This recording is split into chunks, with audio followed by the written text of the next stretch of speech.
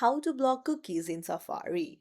Hey everyone, welcome back to the channel. If you are new here, don't forget to hit the subscribe button and turn on the notification bell to not miss any updates. So, do you want to control cookies in Safari on your MacBook? Then let's get started. Open up your Safari, hover over to the top left and go to Safari in the menu bar and then click Settings.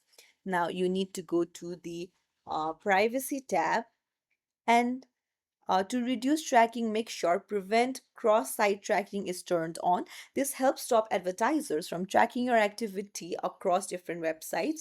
If you want to remove existing cookies, then click on Manage Website Data and then choose to remove all or delete cookies from specific websites, and then you can tap on remove now, and that's it.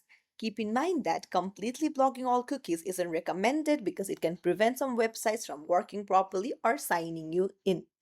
And that's it. If you found this tutorial helpful, don't forget to like the video and subscribe to our channel.